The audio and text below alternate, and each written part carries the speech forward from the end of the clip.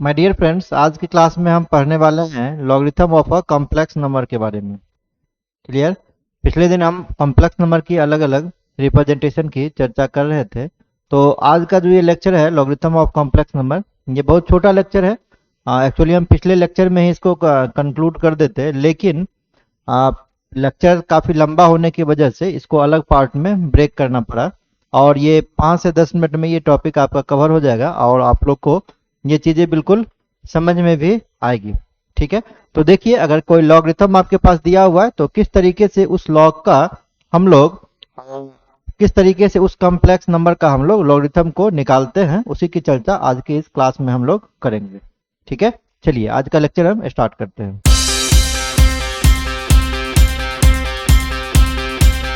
बच्चों, जैसा कि हम आपको बताएं, टॉपिक का नाम है logarithm of a complex number. इसमें हम बात करेंगे कि अगर आपके पास कोई complex number z is equal to a plus i b या z इक्वल टू एक्स प्लस आई वाई दिया हुआ है, तो अगर हम इसको log z लिखेंगे, कहने का मतलब ये log a plus i b होगा, तो उसके वैल्यू को कैसे फाइंड आउट हम करेंगे, इसी की चर्चा आज के इस क्लास में हम करने वाले हैं। तो सबसे पहले अगर हम बात करें, मान लेते हैं late x plus iy and a plus ib be two complex number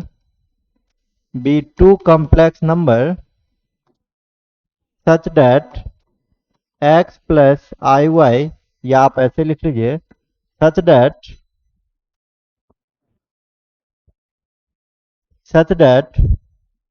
a plus ib is equals to e to the power x plus iy।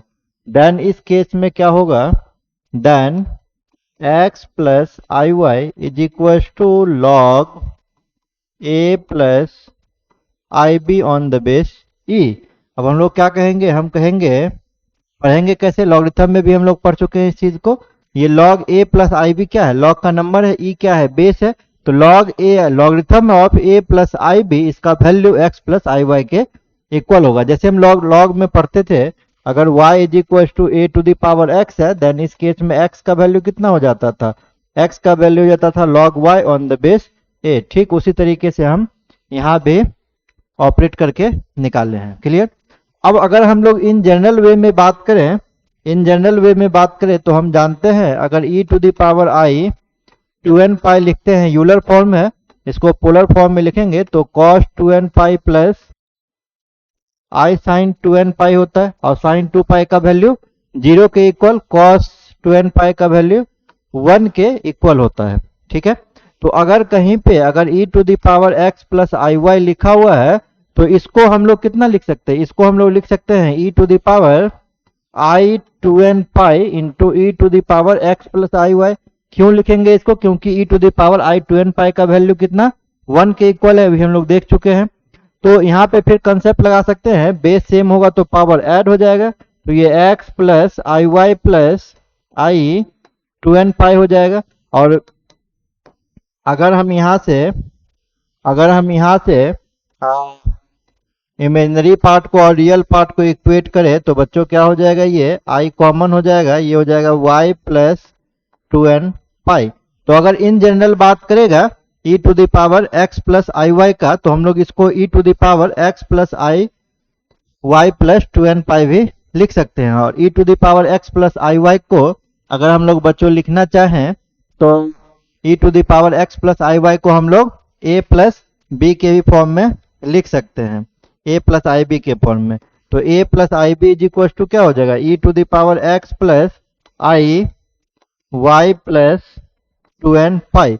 कहने का मतलब अगर जनरल फॉर्म में पूछेगा ना, तो जनरल फॉर्म में जैसे हम लोग कॉस का और साइन का पीरियड ऐड कर देते थे, अभी पिछले लेक्चर में पढ़ रहे थे हम लोग, 2n पाई ऐड कर देते, तो ठीक उसी तरीके से लॉगरिथम में अगर कहेगा तो e to the power 2n pi भी हम ऐड कर देंगे ना, तो उससे कोई फर्क, हाँ, लॉगरिथम पे नहीं पड़ने वाला है। ठीक। अब देखिए, जैसे हम लोग पढ़े थे, z का जो वैल्यू है r e to the power i theta, ये किस फॉर्म में होता है, ये पोलर फॉर्म में उसका वैल्यू है। अगर z बराबर लिखा हुआ है r cos theta plus i sine theta, तो ये किस फॉर्म में वैल्यू है, ये ये यूलर फॉर्म है आपका। ये यूलर फॉर्म है, इसको यूलरियन फॉर्म कहा जाता है। और ये आपका कौन सा फॉर्म है, ये आपका ट्रिगोनोमेट्रिक, या इसी को हम लोग पोलर फॉर्म के नाम से जानते हैं। क्लियर? तो और ये जो है z बराबर एक्स प्लस आई वाई, वो अलजेब्रिक फॉर्म है। अलग अलग फॉर्म की चर्चा हम पिछले क्लास में कर रहे थे। ठीक है, तो अगर मान लेते हैं कहीं पे दिया हुआ है z is equal to r e to the power i theta, Euler form में दोनों तरफ लॉग ले लीजिए आप, तो लॉगरिथम ले लेंगे, ई बेस पे हम लॉग ले रहे हैं, तो क्या हो जाएगा, ये हो जाएगा लॉग ई बेस पर r e to the power i theta हो जाएगा। क्लियर? और हम रूल क्या जानते हैं, रूल हम जानते हैं कि अगर log m इंटू एन है तो ये टूट जाता है log m plus log n, ये फॉर्मूला हम लोग पढ़े होंगे। ठीक है, तो इसको आप जब तोड़िएगा तो क्या हो जाएगा, ये हो जाएगा log e बेस पर r plus log e base पर e to the power i theta. दूसरा लॉग का प्रॉपर्टी क्या पढ़े हैं, लॉग का प्रॉपर्टी पढ़े हैं कि अगर log m to the power n है तो n log m हो जाता है। अगर log में नंबर पर कुछ भी पावर है तो नंबर बाहर आ जाता है, log m इसका वैल्यू हो जाता है। क्लियर? तो यहां से आपका क्या हो जाएगा, ये हो जाएगा log r on the base e plus I theta बाहर निकल जाएगा, और ये हो जाएगा log e on the base e। तीसरा हम क्या पढ़े थे कि अगर log का नंबर और बेस सेम होता है तो वैल्यू कितना होता है, इसका वैल्यू 1 के इक्वल होता है। तो इस केस में कितना हो जाएगा, ये हो जाएगा log r on the base e plus I theta, ये तो आपका 1 हो गया। अच्छा, यहाँ से एक चीज और पढ़े होंगे आप, यूलर फॉर्म में r e to the power i theta होता है तो r का वैल्यू कितना होता है, under root x square plus y square, इसी को मॉडुलस z कहा जाता है। और थीटा का वैल्यू कितना होता है, थीटा का वैल्यू होता है tan inverse y by x, जिसको हम लोग एम्पलीट्यूड या जिसको हम लोग आर्गुमेंट के भी नाम से जानते हैं।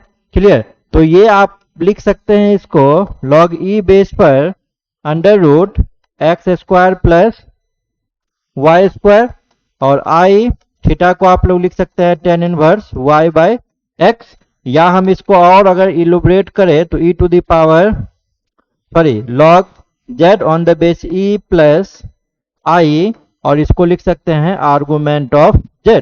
क्लियर? जहां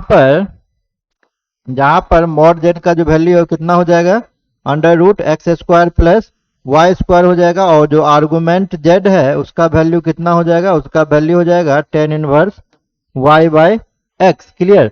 तो अगर कहेगा आपसे किसी भी कॉम्प्लेक्स नंबर का लॉगरिथम निकालिए, तो लॉगरिथम का फॉर्मूला क्या है, log z है ना, z मतलब modulus plus i argument z। Argument z का मतलब क्या हो जाएगा, आर्गुमेंट का z का मतलब हो जाएगा उसका, हाँ, एम्पलीट्यूड कह लें, उसका वैल्यू हम निकालेंगे tan inverse y by x. जैसे एज फॉर एग्जांपल हम बात करते हैं z इक्वल टू मान लीजिए 1 प्लस आई दिया हुआ है, आपसे पूछ रहा है कि log z का वैल्यू कितना होगा। तो log z निकालने में भी दो चीज हम देखें, ध्यान में रखें, एक मॉड z निकालना पड़ेगा और एक आर्गुमेंट निकालना पड़ेगा। तो मॉड z सबसे पहले आप निकाल लीजिए, 1 प्लस आई है तो मॉड z कितना हो जाएगा, अंडर रूट रियल पार्ट का स्क्वायर प्लस इमेजनरी पार्ट, यहाँ पे 1 है, 1 का स्क्वायर, ये अंडर रूट 2 हो जाएगा। और जब हम थीटा का वैल्यू निकालेंगे तो फॉर्मूला क्या है, tan inverse y by x है। ठीक है, तो ये हो जाएगा टेन इनवर्स y का वैल्यू, i का कोफिशिएंट 1 है अपॉन 1, तो टेन इनवर्स 1 हो गया। और टेन इनवर्स 1 को हम क्या लिख सकते हैं, टेन इनवर्स 1 को लिख सकते हैं ten pi by 4, ten pi by 4 का वैल्यू 1 होता है, तो यहाँ से क्या हुआ, टेन इनवर्स से 10 खत्म हो गया, तो वैल्यू क्या बच गया, पाई बाय 4 बच गया। तो अगर मेरे पास z इक्वल टू 1 प्लस आई है तो log z का वैल्यू आपका कितना हो जाएगा, log z का फॉर्मूला देखिए कितना हो जाएगा, log मॉडुलस z। ठीक है, तो ये आपका हो जाएगा log रूट 2, बेस तो अंडरस्टूड है ना, ई बेस पर ही होगा, प्लस आई आर्गुमेंट z। तो थीटा का वैल्यू आप देख लीजिए कितना निकला है, पाई बाय 4, यही आपका log z का वैल्यू हो जाएगा। ठीक है, तो आपको फॉर्मूला बस ये याद रखना है कि अगर किसी भी कॉम्प्लेक्स नंबर का लॉगरिथम निकालना है, लॉगरिथम का वैल्यू हो जाएगा log z है ना, on the base e plus i into argument z, जहां पे मॉड z का वैल्यू, हाँ, स्टार्टिंग से ही आप लोग जानते हैं under root x square plus y square, और थीटा का जो वैल्यू होगा, आर्गुमेंट का जो वैल्यू होगा tan inverse y by x होता है। ठीक है, तो ये इसका बेसिक रूल्स है, इसको सबसे पहले आप नोट कर लीजिए, एक दो क्वेश्चन यहाँ से जो है उसको हम करवा देते हैं। पहला क्वेश्चन है the value of i to the power i, ये आपको निकालना है i to the power i का वैल्यू। तो देखिए किसी भी नंबर पे कुछ पावर है तो सबसे पहले इस टाइप का जो भी क्वेश्चन होगा उसको सॉल्व करने के लिए हम क्या करते हैं, कुछ मान लेते हैं। जैसे आई टू द पावर आई को हम ए मान लिए, अब ये पावर नीचे कैसे आएगा, पावर नीचे लाने का बस एक ही टेक्निक है, क्या, लॉग लेना, दोनों तरफ लॉग लेना पड़ेगा। तो log a is equal to कितना हो जाएगा, log a is equal to हो जाएगा log i to the power i. और अभी हम रूल क्या पढ़ रहे थे, i to the power i है मतलब लॉग का कुछ भी है ना नंबर का पावर है तो वो पावर बाहर आ जाता है, तो ये हो जाएगा आई लॉग आई। अब देखिए लॉग आई है ना, तो लॉग आई को हम लोग क्या लिख सकते हैं, लॉग आई को हम लोग लिख सकते हैं 0 प्लस आई, 0 प्लस आई लिख सकते हैं, रियल पार्ट 0 है, इमेजिनरी पार्ट का कोएफिशिएंट 1 है। तो अब आपको क्या करना होगा, इसका सबसे पहले आपको निकालना पड़ेगा, क्या निकालना पड़ेगा इसका, लॉग 0 प्लस आई है। तो मान लेते हैं let z is equal to 0 plus i है, ठीक है। तो मॉड z का वैल्यू कितना हो जाएगा, अंडर रूट 0 का स्क्वायर प्लस 1 का स्क्वायर, तो ये अंडर रूट 1 ही हो गया। और थीटा का value tan inverse y by x, तो y का कोफिशिएंट 1 है, x का कोफिशिएंट 0 है, तो 1/0 कितना हो जाएगा, 1/0 अनडिफाइंड। और अगर हम tan के केस में इसको बात करें तो tan इनवर्स tan 90 का वैल्यू अनडिफाइंड होता है, तो ये π/2 हो जाएगा। तो यहाँ पे देखिए z को हम क्या मान लिए थे, x प्लस आई वाई को, तो देयरफॉर अगर हमसे पूछेगा log 0 प्लस आई का वैल्यू निकालिए तो ये हो जाएगा log मॉड z का वैल्यू कितना है 1 प्लस आई इंटू π/2 log 1 का वैल्यू 0 होता है, तो ये i π/2 मतलब i π/2 इसका वैल्यू हो जाएगा, किसका वैल्यू, log 0 प्लस आई का वैल्यू, ठीक है। तो ये e इंटू आई π/2 हो गया, गुना कर देंगे तो ये हो जाएगा आई स्क्वायर π/2, आयोटा स्क्वायर का वैल्यू कितना -1, तो ये माइनस π/2 आपका आंसर इस क्वेश्चन का हो जाएगा, क्योंकि आयोटा स्क्वायर का वैल्यू -1 है। अब देख लीजिए -π/2 आपका ए नंबर ऑप्शन में ही प्रेजेंट है, तो ये क्वेश्चन सॉल्व हो गया। बस ध्यान आपको ये देना है कि लॉग अगर कहीं भी निकालना है, log a plus i b है जैसे, उसका वैल्यू निकालना तो क्या कहेंगे, log under root a square plus b square plus i tan inverse b by a, बस आपको वो फॉर्मूला याद रखना है। तो क्वेश्चन करते हैं आई टू द पावर आई का, क्लियर। तो आई टू द पावर आई का अगर हम वैल्यू निकालें तो कितना निकला है, नहीं ये क्वेश्चन आपका रॉन्ग हो गया, ठीक है। यहां से देखिए ये log a का वैल्यू निकला ना, देयरफॉर a का वैल्यू आपसे पूछ रहा था, तो ये e टू द पावर -π/2 हो जाएगा इस क्वेश्चन में। ये आंसर है आपका बी नंबर, ये आंसर गलत हो जाएगा, ये बी नंबर आंसर है, a is equal to e to the power i π/2, clear. अब इस क्वेश्चन में हम आते हैं, इस क्वेश्चन में क्या दिया हुआ है, sine log i to the power i का वैल्यू निकालना है। तो i to the power i का अभी हम प्रीवियस क्वेश्चन से लिख देते हैं फ्रॉम, उसी को दोबारा सॉल्व करना पड़ता है इसीलिए हम नहीं लिख रहे हैं उसको, फ्रॉम प्रीवियस क्वेश्चन क्या पढ़े हैं कि अगर हम लोग i to the power i का वैल्यू निकालते हैं तो e टू द पावर -π/2 है, क्लियर।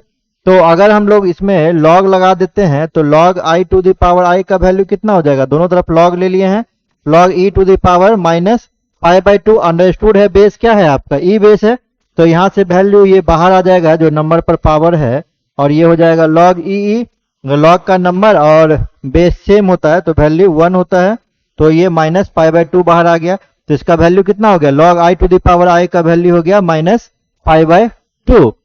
तो सब्स्टिट्यूट कर दीजिए आप, sine log i to the power i है तो वैल्यू हो जाएगा -π/2 प्लस कॉस, फिर से वही है ना, log i to the power i, तो इसका भी वैल्यू हो जाएगा π/2। अब ये कितना हो गया, ये हो गया साइन माइनस थीटा, तो माइनस साइन थीटा वैल्यू होता है, तो ये माइनस साइन π/2 का whole cube plus cos minus theta, cos minus theta क्या होता है, कॉस थीटा होता है, तो ये हो जाएगा कॉस π/2 का होल क्यूब। अब इसी को अगर हम लिखेंगे तो -1 का होल क्यूब है तो माइनस ही हो जाएगा, ये माइनस साइन क्यू, हाँ चलिए वैल्यू भी आप पुट कर सकते हैं, उससे कोई दिक्कत नहीं है, आप वैल्यू भी पुट कर दीजिए, उससे कोई समस्या नहीं होने वाला है, ठीक है। तो साइन π/2 1 होता है तो ये हो जाएगा -1 का होल क्यूब, और cos π/2 क्या होता है, cos π/2 0, तो ये 0 का होल क्यूब। अब -1 का क्यूब करेंगे तो माइनस, और 0 का क्यूब करेंगे तो 0, -1 + 0 कितना हो जाएगा -1 हो जाएगा, ये -1 हो गया। लेकिन एग्जाम में अगर सेम क्वेश्चन रहेगा तो आपको ये log i to the power i का वैल्यू निकालना पड़ेगा। यहाँ तो हम प्रीवियस क्वेश्चन में ही निकाले थे, तो डायरेक्ट हम पुट करके क्वेश्चन को सॉल्व कर लिए। नहीं तो आप याद रखिए, अगर आप याद रखते हैं तो फिर भी क्वेश्चन बन जाएगा।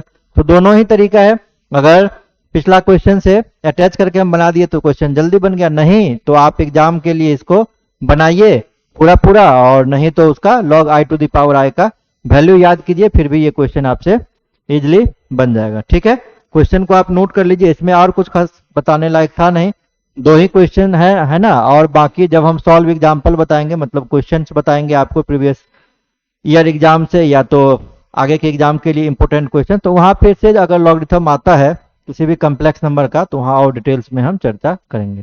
फिलहाल इस क्लास के लिए हम यहीं तक बात करते हैं। अगले क्लास से हम पढ़ेंगे ज्योमेट्री ऑफ कम्प्लेक्स नंबर के बारे में, जिसमें हम अलग अलग ज्योमेट्रिकल फॉर्मूला जो भी होता है, डिस्टेंस फॉर्मूला, सेक्शन फॉर्मूला, ये सारे चीज की हम बात अलग से है ना अगले क्लास में हम करेंगे। फिलहाल इस क्लास के लिए हम यहीं तक वाइंड अप करते हैं, यहीं पे खत्म करते हैं। मिलते हैं एक नए लेक्चर के साथ नेक्स्ट लेक्चर। Thank you.